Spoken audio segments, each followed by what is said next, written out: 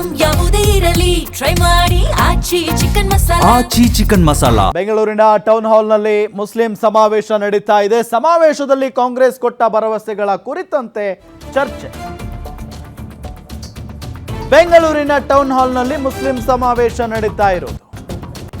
ಈ ಸಮಾವೇಶದಲ್ಲಿ ಕಾಂಗ್ರೆಸ್ ಕೊಟ್ಟ ಭರವಸೆಗಳು ಎಷ್ಟರ ಮಟ್ಟಿಗೆ ಈಡೇರಿಸಿದ್ದಾರೆ ಅನ್ನೋದರ ಬಗ್ಗೆ ಚರ್ಚೆ ನಡೀತಾ ಇದೆ. ಸರ್ಕಾರದ ವಿರುದ್ಧ ತಪ್ಪುಗಳ ಲಿಸ್ಟ್ ರಿಲೀಸ್ ಮಾಡಿದ್ದಾರೆ ಮುಖಂಡರು. ಸರ್ಕಾರ ಮಾಡ್ತಾ ಇರುವ ತಪ್ಪುಗಳ ಬಗ್ಗೆ ವರದಿಯಲ್ಲಿ ಉಲ್ಲೇಖಿಸಲಾಗಿದೆ.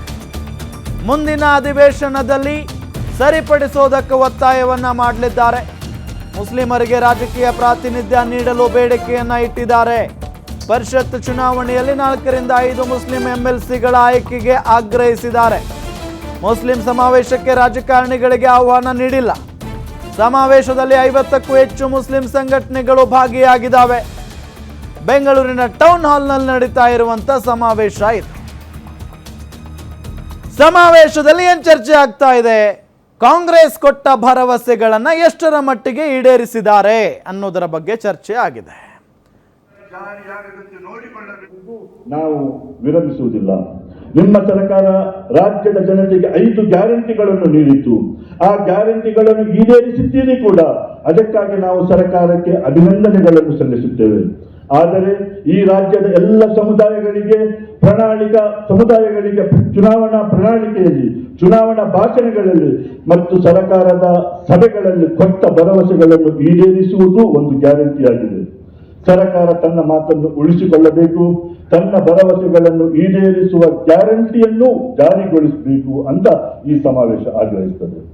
ಇನ್ನು ಕೊನೆಯ ಮಾತು, ಭಾರತ ಗಣರಾಜ್ಯಕ್ಕೆ ಬಂಧುತ್ವವೇ ಬುನಾದಿ ಎಂದು ಸಂವಿಧಾನ ಸಭೆಯಲ್ಲಿ ಡಾಕ್ಟರ್ ಬಾಬಾ ಸಾಹೇಬ್ ಅಂಬೇಡ್ಕರ್ ಸ್ಪಷ್ಟವಾಗಿ ಹೇಳಿದ್ದರು. ಹೀಗಾಗಿ ನಮ್ಮ ಸಂವಿಧಾನದ ಪೀಠಿಕೆಯಲ್ಲೂ ಬಂಧುತ್ವದ ಮಹತ್ವವನ್ನು ಅತ್ಯಂತ ಗಮನಾರ್ಹವಾಗಿ ಎತ್ತಿ ಹಿಡಿಯಲಾಗಿದೆ. ಇಂದು ಮುಸ್ಲಿಂ ಸಮುದಾಯವನ್ನು ವ್ಯವಸ್ಥಿತವಾಗಿ ಅಂಗೀಕರಿಸುತ್ತಾ, ಸಾಂಸ್ಥಿಕವಾಗಿ ಅವರೊಂದಿಗೆ ತಾರತಮ್ಯವೆಸಗುತ್ತಾ ಆ ಬಂಧುತ್ವದ ಇಟ್ಟಿದ್ದಾರೆ ಅನ್ನೋದನ್ನ ಗಮನಿಸ್ತಾ ಹೋಗೋದಾದ್ರೆ, ಒಂದು ಮತಾಂತರ ವಿರೋಧಿ ಕಾಯ್ದೆ ರದ್ದತಿ ವಿಧೇಯಕ ಮಂಡಿಸಿ ಅಂಗೀಕರಿಸಿ ಅಂತ ಕೂಡ ಸರ್ಕಾರಕ್ಕೆ ಹೇಳ್ತಾ ಇದ್ದಾರೆ. ಕೋಮುದ್ವೇಷ, ದ್ವೇಷ ಭಾಷಣ ಮತ್ತು ವಿಜಿಲಾಂಟಿಸಂ ಮೇಲ್ವಿಚಾರಣಾ ಪ್ರಾಧಿಕಾರ ರಚಿಸಿ, SIR ರಕ್ಷಣೆ ಮತ್ತು ಮತದಾರರ ಸಹಾಯ ಕಾರ್ಯಪಡೆ ರಚಿಸಬೇಕು. ಅದಾದ ನಂತರ 2026ರ ವಿಧಾನ ಪರಿಷತ್ ಚುನಾವಣೆಯಲ್ಲಿ ಮುಸ್ಲಿಮರಿಗೆ ಹೆಚ್ಚಿನ ಪ್ರಾತಿನಿಧ್ಯವನ್ನು ನೀಡಬೇಕು. ಇದೇ ವಿಚಾರಕ್ಕೆ ಸಂಬಂಧಪಟ್ಟಂತೆ ಡೀಟೇಲ್ಸ್ ಕೊಡ್ತಾರೆ ನಮ್ಮ ಸ್ಪೆಷಲ್ ಕರೆಸ್ಪಾಂಡೆಂಟ್ ವೀರೇಶ್ ದಾನಿ. ನೇರ ಸಂಪರ್ಕದಲ್ಲಿ ಜಾಯ್ನ್ ಆಗಿದ್ದಾರೆ. ವೀರೇಶ್ ದಾನಿ, ಏನು ನಡೀತಾ ಇದೆ ಸಭೆಯಲ್ಲಿ? ಏನೆಲ್ಲ ಬೇಡಿಕೆಗಳನ್ನ ಇಟ್ಟಿದ್ದಾರೆ ಸರ್ಕಾರದ ಮುಂದೆ ಮುಸ್ಲಿಂ ಮುಖಂಡರು?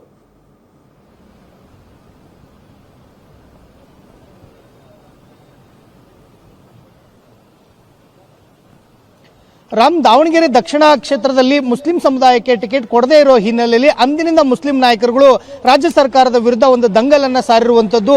ಟಿಕೆಟ್ ಮಿಸ್ ಆದ ಬಳಿಕ ಮುಸ್ಲಿಂ ಸಮುದಾಯದ ನಾಯಕರುಗಳು ಎಲ್ಲರೂ ಸಹ ಒಗ್ಗಟ್ಟಾಗಿ ರಾಜ್ಯದಲ್ಲಿ ಕಾಂಗ್ರೆಸ್ ಸರ್ಕಾರ ಹೇಳಿದ್ದೇನು, ಮಾಡಿದ್ದೇನು ಮತ್ತು ಮುಂದೇನು ಅನ್ನೋ ಒಂದು ನಿಟ್ಟಿನಲ್ಲಿ ಇವತ್ತು ರಾಜ್ಯದ 50ಕ್ಕೂ ಹೆಚ್ಚು ಮುಸ್ಲಿಂ ಸಮುದಾಯದ ಸಂಘಟನೆಗಳು ಎಲ್ಲರೂ ಸಹ ಬೆಂಗಳೂರಿನಲ್ಲಿ ಬೃಹತ್ ಆದಂತಹ ಒಂದು ಸಮಾವೇಶವನ್ನ ಮಾಡ್ತಾ ಇರುವಂತದ್ದು. ಮುಸ್ಲಿಂ ಸಮುದಾಯದ ವಿಶೇಷವಾಗಿ ವಿವಿಧ ಸಂಘಟನೆಗಳಾಗಿರ್ಬೋದು, ಉಲ್ಮಾಗಳಾಗಿರ್ಬೋದು ಮತ್ತು ಮೌಲ್ವಿಗಳು ಸೇರಿದಂತೆ ಜಮಾತ್ನ ನಾಯಕರುಗಳು ಎಲ್ಲರೂ ಸಹ ಈ ಸಮಾವೇಶದಲ್ಲಿ ಭಾಗಿಯಾಗಿರುವಂತದ್ದು. ಸಮಾವೇಶದಲ್ಲಿ ಭಾಗಿಯಾಗಿರ್ತಕ್ಕಂಥ ಎಲ್ಲ ಮುಸ್ಲಿಂ ನಾಯಕರುಗಳು ಕಾಂಗ್ರೆಸ್ ಸರ್ಕಾರ 2023ರ ಚುನಾವಣೆಯಲ್ಲಿ ಕೊಟ್ಟಿರ್ತಕ್ಕಂಥ ಭರವಸೆಗಳು ಏನಿದ್ವೋ ಆ ಭರವಸೆಗಳು ಇಲ್ಲಿವರೆಗೂ ಸಹ ಏನೆಲ್ಲ ಈಡೇರಿಕೆ ಆಗಿದೆ ಮತ್ತು ಮುಂದೇನು ಮಾಡಬೇಕು ಅನ್ನೋ ಒಂದು ಒತ್ತಡವನ್ನ ರಾಜ್ಯ ಸರ್ಕಾರದ ಮೇಲೆ ಮುಸ್ಲಿಂ ಸಮುದಾಯದ ನಾಯಕರುಗಳು ಹಾಕ್ತಾ ಇರುವಂತದ್ದು. ಅದರಲ್ಲೂ ವಿಶೇಷವಾಗಿ ಹಿಜಾಬ್ ನಿರ್ಬಂಧವನ್ನ ಮಾಡಿದ್ದನ್ನ ಈಗಾಗಲೇ ತೆರವನ್ನ ಮಾಡಲಾಗಿರುವಂತದ್ದು.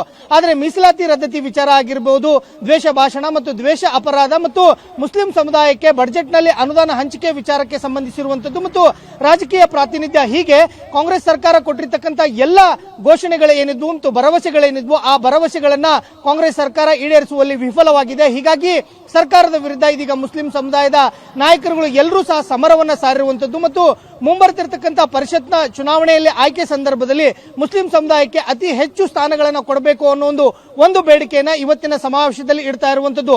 ಅದರ ಜೊತೆಗೆ ಈಗಾಗಲೇ ರಾಜ್ಯ ಚುನಾವಣಾಧಿಕಾರಿಗಳು ರಾಜ್ಯದಲ್ಲಿ SIR ನ ಚುನಾವಣಾ ಮತದಾರರ ಪಟ್ಟಿಯ ಪ್ರಕ್ರಿಯೆಯನ್ನ ಪರಿಷ್ಕರಣೆ ಮಾಡಲಿಕ್ಕೆ ಮುಂದಾಗಿರುವಂತದ್ದು. ಹೀಗಾಗಿ ಕಾಂಗ್ರೆಸ್ ಸರ್ಕಾರ ಯಾವುದೇ ಕಾರಣಕ್ಕೂ ಸಹ ರಾಜ್ಯದಲ್ಲಿ SIR ಆಗ್ಲಿಕ್ಕೆ ಅನುಮತಿಯನ್ನು ಕೊಡಲೇಬಾರದು ಮತ್ತು ಅದನ್ನ ವಿರೋಧ ಮಾಡಬೇಕು ಮತ್ತು ಅದನ್ನ ತಡೆ ಹಿಡಿಲೇಬೇಕು ಅನ್ನೋ ಒಂದು ಒತ್ತಡವನ್ನ ಮುಸ್ಲಿಂ ಸಮುದಾಯದ ನಾಯಕರುಗಳು ಮಾಡ್ತಾ ಇರುವಂತದ್ದು.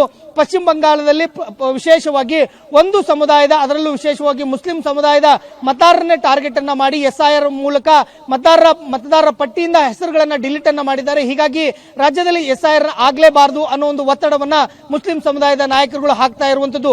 ಹೀಗಾಗಿ ಇವತ್ತಿನ ಸಮಾವೇಶದಲ್ಲಿ ಎಲ್ಲ ಮುಸ್ಲಿಂ ಸಮುದಾಯದ ನಾಯಕರುಗಳು ರಾಜ್ಯ ಕಾಂಗ್ರೆಸ್ ಸರ್ಕಾರ ಕೊಟ್ಟಿರ್ತಕ್ಕಂಥ ಭರವಸೆಗಳನ್ನ ಈಡೇರಿಸಲೇಬೇಕು, ಇಲ್ಲದಿದ್ರೆ ಪರ್ಯಾಯವಾದಂತಹ ಆಯ್ಕೆ ನಮ್ಮ ಮುಂದೆ ಇವೆ ಅನ್ನೋ ಒಂದು ಎಚ್ಚರಿಕೆಯನ್ನ ಕೊಡ್ತಾ ಇರುವಂತದ್ದು. ರಾಮ್, ಥ್ಯಾಂಕ್ ಯು ತಮ್ಮೆಲ್ಲ ಮಾಹಿತಿಗಾಗಿ ವೀರೇಶ್.